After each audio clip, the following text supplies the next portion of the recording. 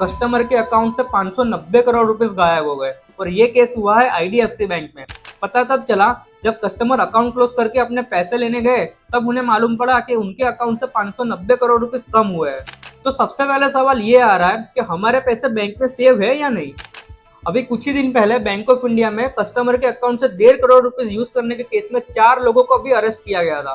और इससे कुछ महीनों पहले आईसीआईसीआई बैंक में कस्टमर के एफडी में से 1.5 करोड़ रुपए यूज कर लिए थे एफएनओ में इन्वेस्ट करने के लिए। ऐसे बहुत सारे केस समय रहते बाहर आते रहते और अपने ये सोच के एफडी में पैसे इन्वेस्ट करते हैं कि हमारे पैसे बैंक में सेव है और बैंक वाले हमारे पैसों से ये सब काम कर रहे हैं।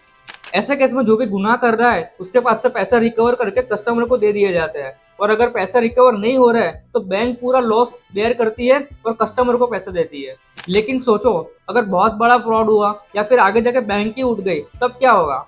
सिर्फ 5 लाख रुपए तक का अमाउंट सेव रहता है सेविंग और एफडी में। उसके अलावा जो भी आपके पास पैसे हो गए बैंक में, और अगर बैंक उठ रही है या फिर बहुत बड़ा फ्रॉड हो रहा है, तो सिर्फ 5 लाख रुपए तक का आपको कवर मिलता है इंश्योरेंस। अगर आपको 5 लाख तक के ऊपर की एफडी रखनी है तो एक बैंक में मत रखना, अलग अलग बैंक में रखना, क्योंकि इंश्योरेंस सिर्फ 5 लाख तक का ही कवर होता है। वीडियो को शेयर जरूर कर देना जिसको ये बात अभी तक नहीं पता है, और मुझे फॉलो जरूर कर लेना करंट फाइनेंशियल अपडेट्स डेली जानने के लिए।